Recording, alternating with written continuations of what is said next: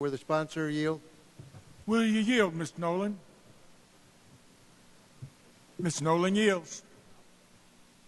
Ms. Nolan, as I read the summary of your bill, I just want to make sure I'm right here. You're going to adjust or this bill will adjust the timetable for the commissioner to give the regulations out for evaluations from June to September or to November of this year. That's correct. And the schools themselves will have the opportunity of an extended period to November of next year. That's correct. Year after this. Now, as I read through, a lot of good measures in here.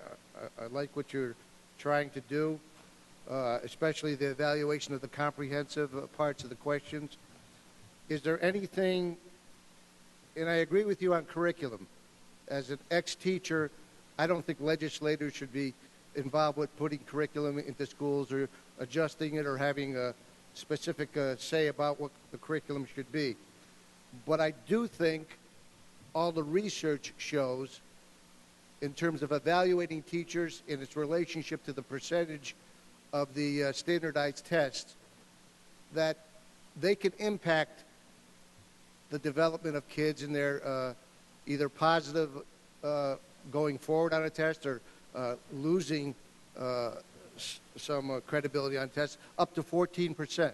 Is there anything in this which protects the commissioner or the regents from saying the percentages should be up around what we were discussing in that 6-hour debate, which was the 50% proposal by the governor? Anything in here which addresses that at all?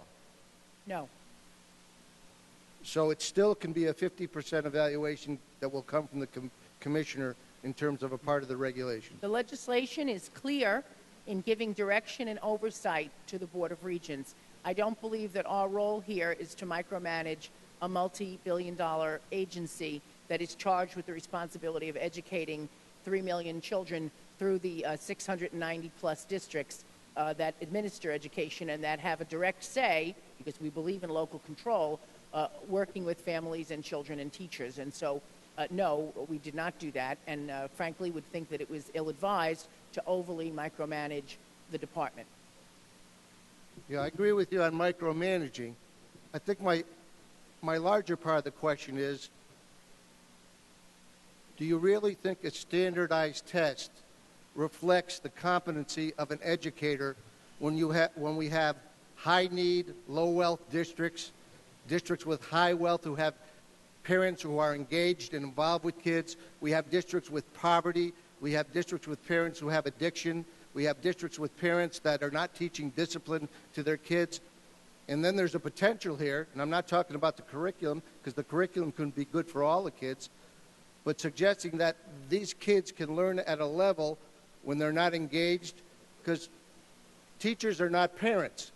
They can't provide parenting. We ask them to provide a lot for our kids and implement the curriculum and do those types of things, and that's, I think, significant for all teachers. But suggest that we're going to bring an evaluation or suggest that we can leave it up to a commissioner of education and to a regents, don't we have an obligation to suggest there's a certain limit on what we can use a standardized test to evaluate an educator that is an impoverished district where parenting is not taking place at the level of other districts? And we have great parents who are dealing with economic problems. I'm not saying we don't. But we have districts that are dealing with kids with special needs at higher levels. Don't you think they're not going to be able to get those test scores up to the levels that other high-wealth districts are going to? Mr. Speaker, I thought the gentleman was making a statement. It went on for so long. Perhaps he can restate the question again. Mr. Tedisco, can you concisely put that back in the question form? Don't you think utilizing a standardized test at a percentage higher than 10 to 15, and that's even high to my way of thinking, and allowing that to take place is not reflective in any correlation to teaching and kids learning? Isn't that what the research says? And don't we have districts that are obviously not going to get those kids to those points? And I would add to that, what are you going to do with the special education teachers? Mr. Speaker, my colleagues, I have to say again, the gentleman asked so many questions in one, I don't quite understand the import. Perhaps he could restate it again. Okay. There's a couple guys in between me here, and I can't see Ms. Maybe Nolan. we can have a little quiet and that's right, clear the way so that the members can communicate, please. Proceed, Mr. Tedesco. I guess the simple way to ask this is this. If we took all the teachers from the highest scoring school with the highest graduation rate in the state of New York and switched them with the lowest scoring school and the lowest graduation rates in the state of New York, do you think that the scores would change because we changed the teachers?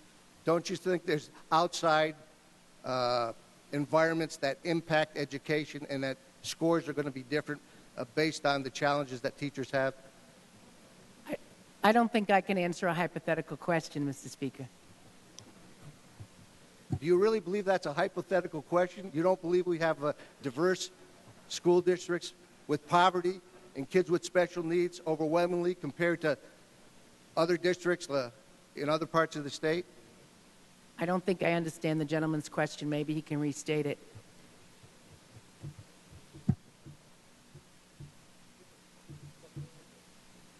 Yeah. You want me to restate it again? I'm sorry, Mr. Speaker. Did the gentleman ask you the question? Mr. Right. One question at a time. Let's try it that way. All right. One question, one answer.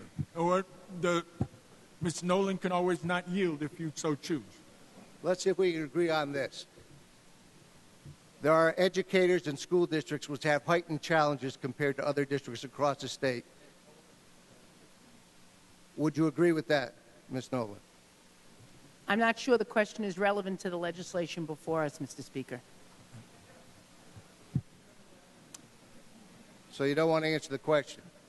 Isn't it relevant to the extent that... Mr. Speaker, I'm happy to answer any questions that my colleagues ask if they're in a way that I, simple Queens girl that I am, can understand, and in a format that doesn't continue to perhaps suggest that I've plagiarized or stolen or in some way acted in an inappropriate manner or a non-collegial manner. So if the gentleman would like to ask me a question in a simple way that a simple country girl from Queens can understand, I do my very, very best to give the gentleman the same courtesy that he has given me in recent weeks. Thank you.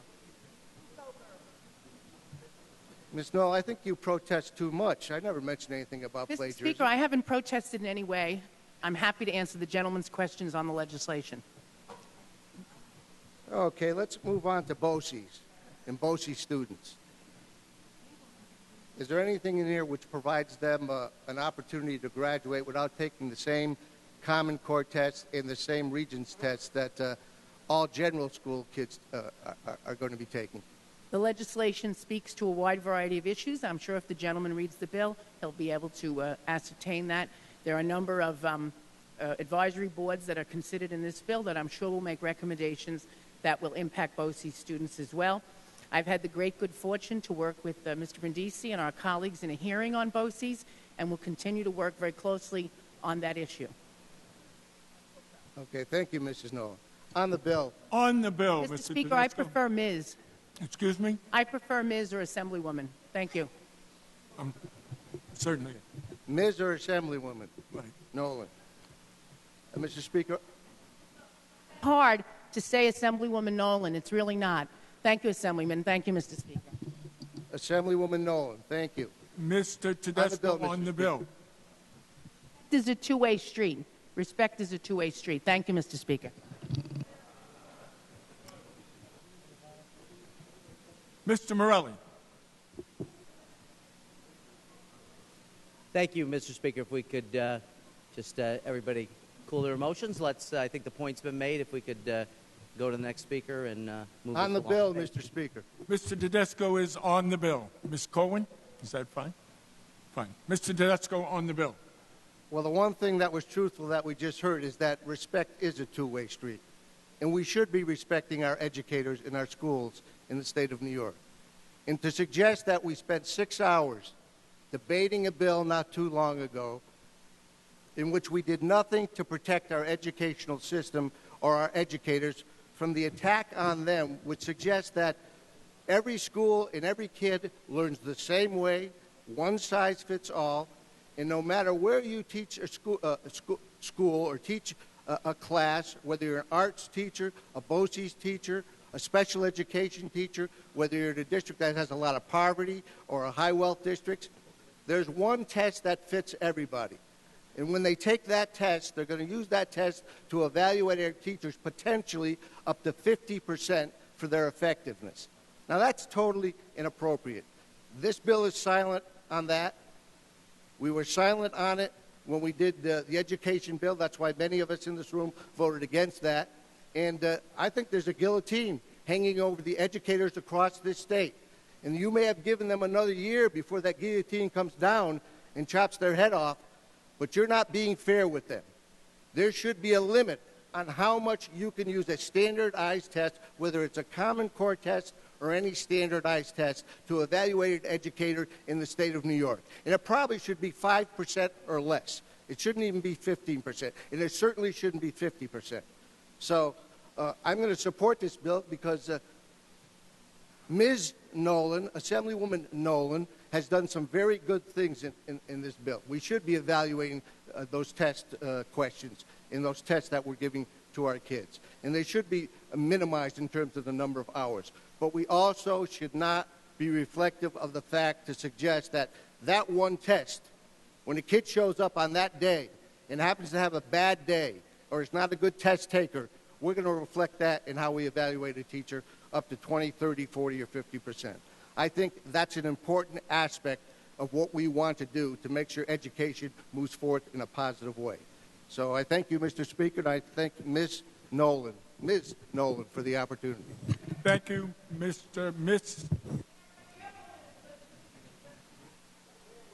All right, everybody, calm down, calm down, calm down.